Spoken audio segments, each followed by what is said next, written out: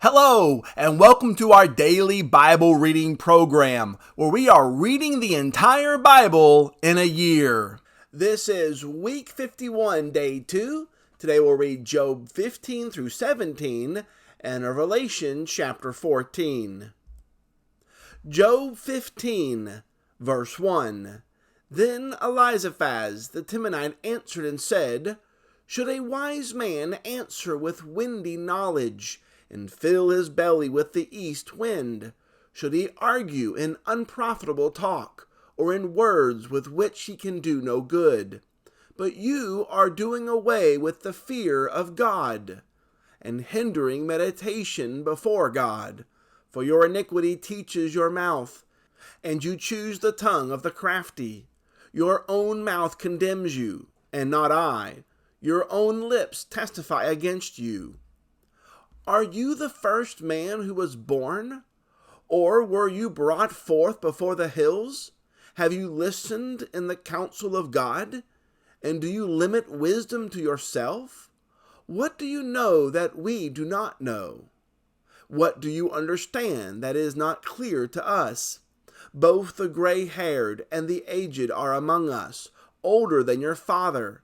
Are the comforts of God too small for you, or the word that deals gently with you? Why does your heart carry you away, and why do your eyes flash, that you turn your spirit against God, and bring such words out of your mouth? What is man, that he can be pure? Or he who is born of a woman, that he can be righteous? Behold, God puts no trust in his holy ones, and the heavens are not pure in his sight. How much less one who is abominable and corrupt, a man who drinks injustice like water? I will show you, hear me, and what I have seen I will declare. What wise men have told without hiding it from their fathers, to whom alone the land was given, and no stranger passed among them. The wicked man writhes in pain all his days, through all the years that are laid up for the ruthless. Dreadful sounds are in his ears. In prosperity the destroyer will come upon him. He does not believe that he will return out of darkness, and he is marked for the sword. He wanders abroad for bread, saying, Where is it? He knows that a day of darkness is ready at his hand.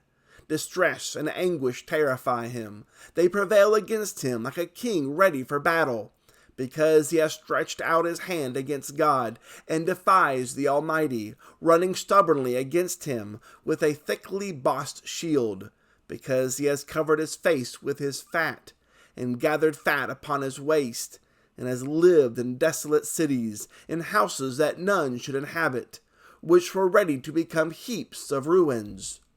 He will not be rich, and his wealth will not endure, nor will his possessions spread over the earth.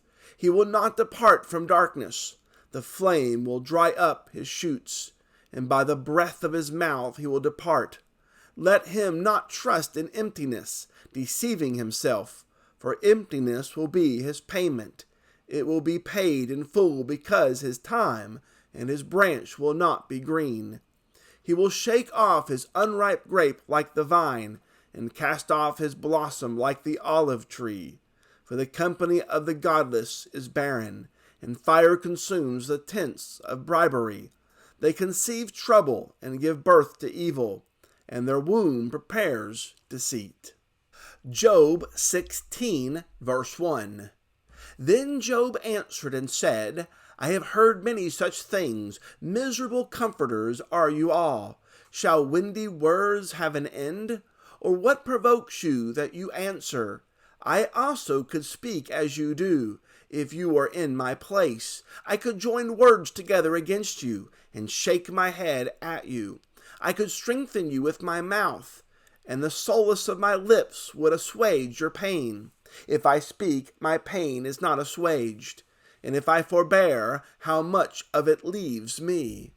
Surely now God has worn me out. He has made desolate all my company, and he has shriveled me up, which is a witness against me. And my leanness has risen up against me. It testifies to my face. He has torn me in his wrath and hated me. He has gnashed his teeth at me. My adversary sharpens his eyes against me. Men have gaped at me with their mouth. They have struck me insolently on the cheek. They mass themselves together against me. God gives me up to the ungodly and casts me into the hands of the wicked. I was at ease, and he broke me apart. He seized me by the neck and dashed me to pieces. He set me up as his target. His archers surround me. He lashes open my kidneys and does not spare. He pours out my gall on the ground. He breaks me with breach upon breach. He runs upon me like a warrior. I have sewed sackcloth upon my skin, and have laid my strength in the dust. My face is red with weeping, and on my eyelids is deep darkness, although there is no violence in my hands, and my prayer is pure. O earth, cover not my blood, and let my cry find no resting place. Even now, behold, my witness is in heaven, and he who testifies for me is on high. My friends scorn me. My eye pours out tears to God, that he would argue the case of a man with God, as a son of man does with his neighbor. For when a few years have come, I shall go the way from which I shall not return. Job 17, verse 1. My spirit is broken, my days are extinct. The graveyard is ready for me. Surely there are mockers about me, and my eye dwells on their provocation. Lay down a pledge for me with you. Who is there who will put up security for me? Since you have closed their hearts to understanding, therefore you will not let them triumph. He who informs against his friends to get a share of their property, the eyes of his children will fail. He has made me a byword of the peoples, and I am one before whom men spit. My eye has grown dim from vexation, and all my members are like a shadow. The upright are appalled at this, and the innocent stirs himself up against the godless. Yet the righteous holds to his way, and he who has clean hands grows stronger and stronger. But you, come on again, all of you, and I shall not find a wise man among you.